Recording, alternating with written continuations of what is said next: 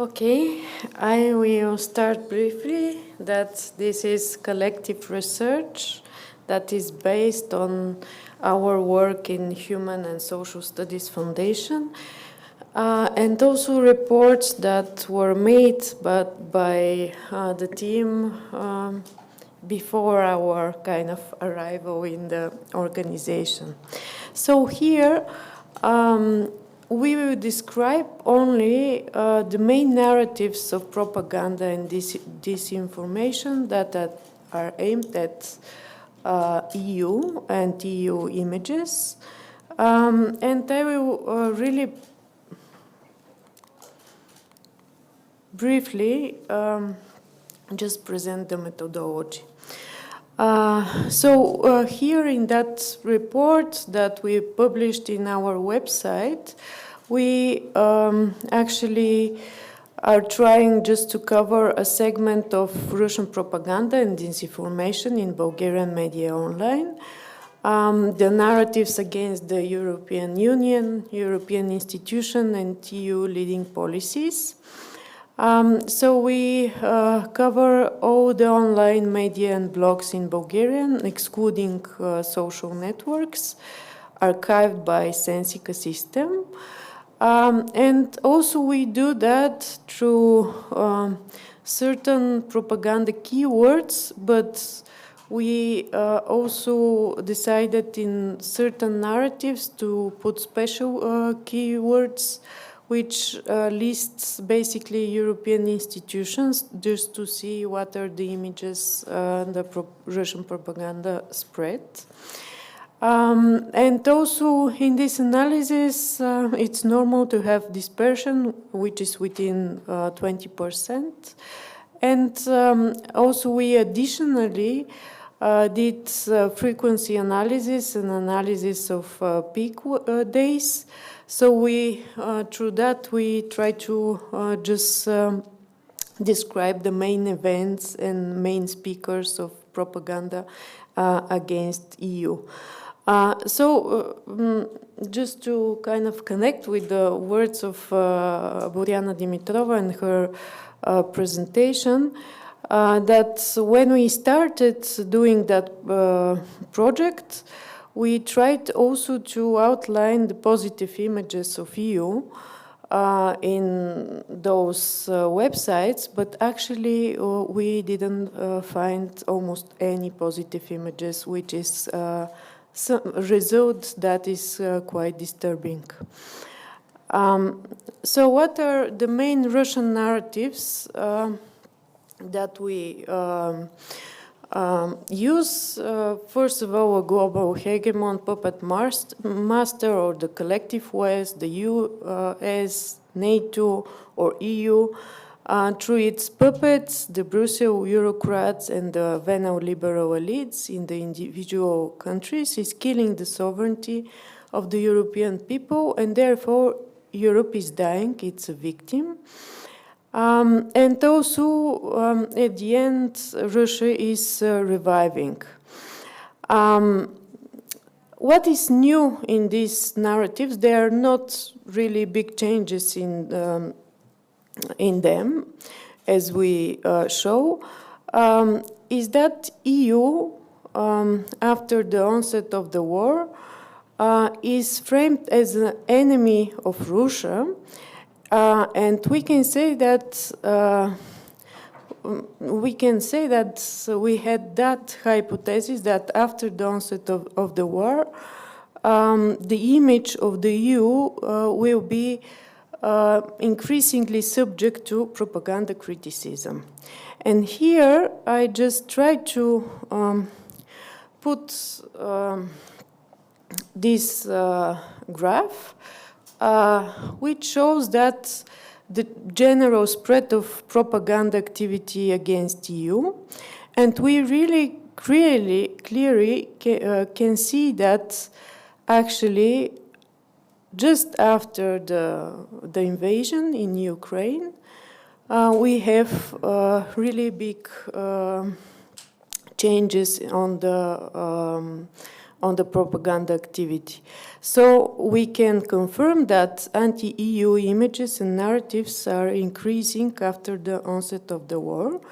And I will briefly also present some of those narratives with some pictures just gathered from those websites that spread propaganda.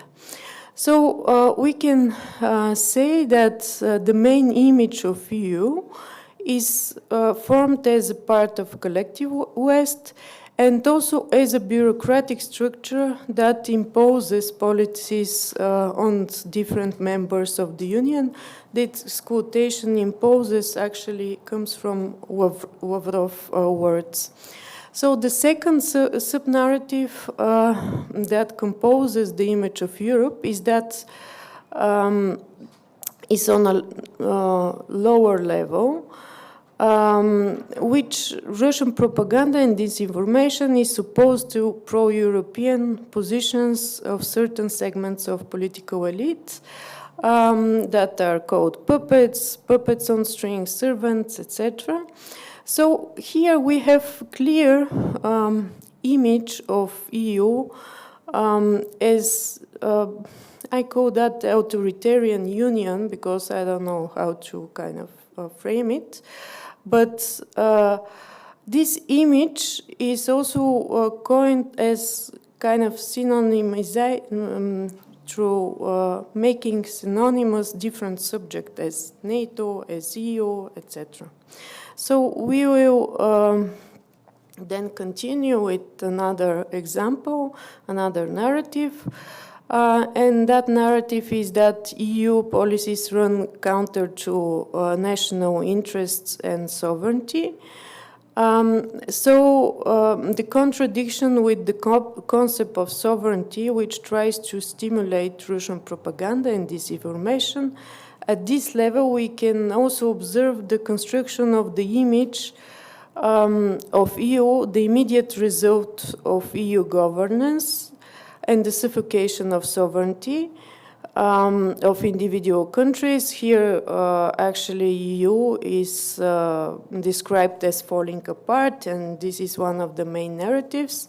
And also, this is resolved also because of the sanctions against Russia, who are described as illegitimate, and which harm EU member states, not the Russian Federation.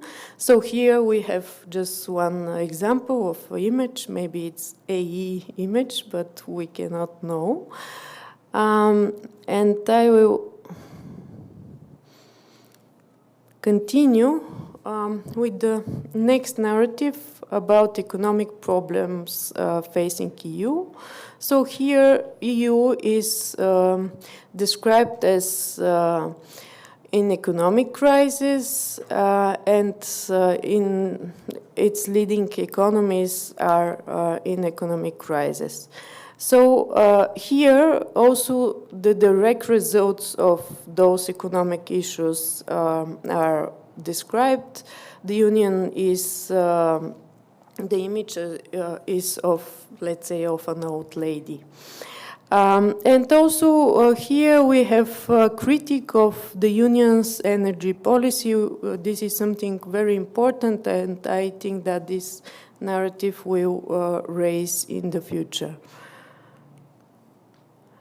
And one of the main narratives that is really high of dissemination is the topic of migration, which is also fundamental in the presentation of EU policies. It's described as a refugee wave, population replacement, unlimited migration, etc. So here, in all those narratives, we have, let's say, the image of EU as a culturally rotten union.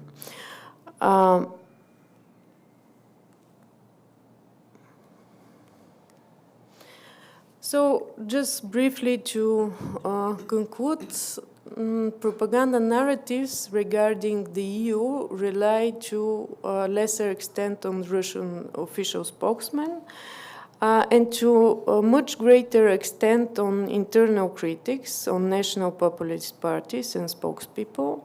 And through this approach, the criticism seems more authentic, even though they directly repeat Russian narratives.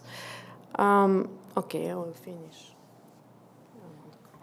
Suddenly, but in congruence with Boriana's appeal.